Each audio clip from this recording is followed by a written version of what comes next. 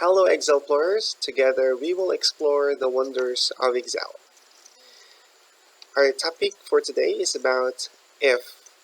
There will be two parts. The first part will be about if function and the second part will be about nested if. So when do we use if?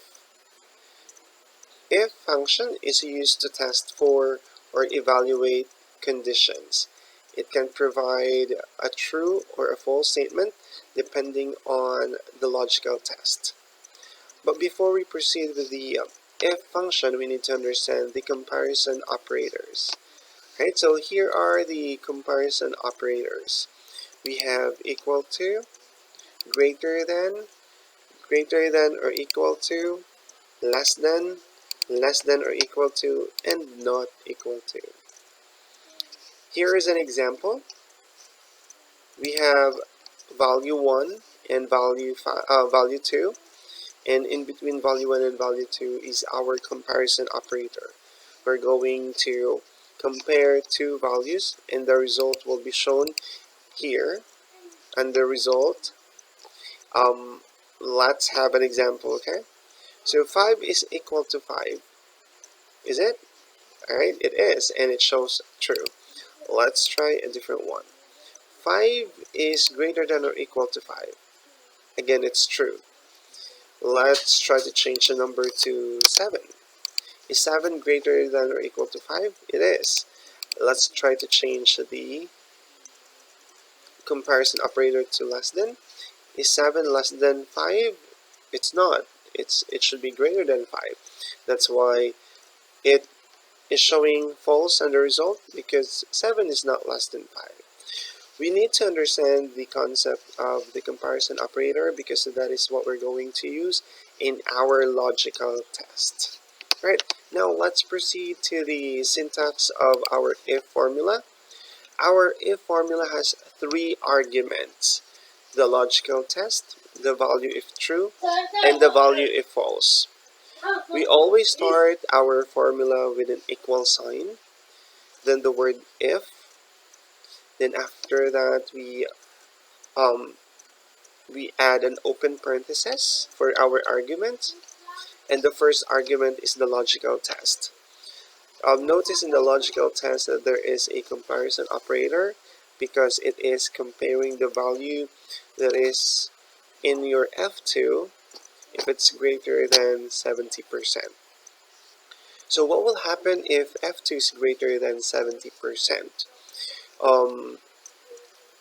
After you put comma for your first argument, it will actually ask you for the true value. So what if the value, if your logical statement is true, right? So this is where you put the value if true.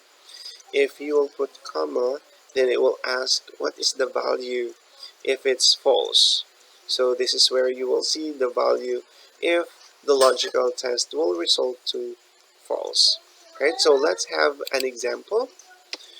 Alright, so if the grade is less than 70%, status will show fail, else it will show pass. Alright, so we have this table, the name, the grade, status, and letter grade. We're going to fill out the status column. The letter grade will be for our next topic for nested if. But for our if activity, we're going to test if this cell, G2, is less than 70%. If it is, it will show fail, or else it will show pass. So how do we write the if function again? Alright, so you are right. Always started with an equal sign because it's a formula. Then the word if. Then after that, open parenthesis. It will show us a tooltip.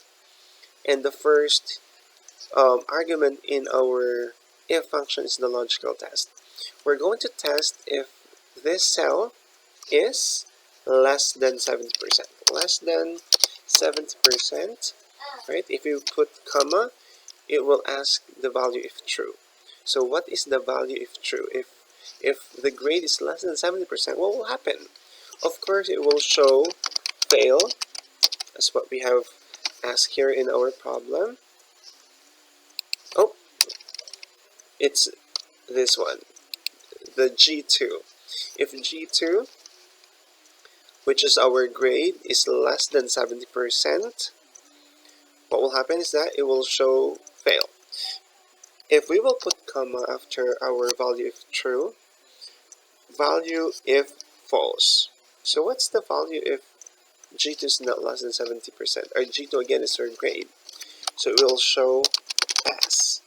Right, we close our if function by a close parenthesis and press enter.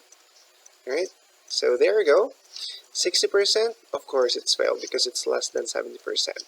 If we're going to copy the formula below the cell, if we're going to copy it, it will actually evaluate each cell and will provide the corresponding result. So let's try to drag it. Alright, there we go.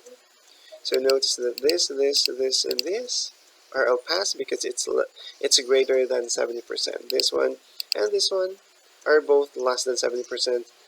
That's why it's showing fail here. Alright, so if function is very easy, right? So subscribe to my channel, Alan the Excelplorer. Thank you.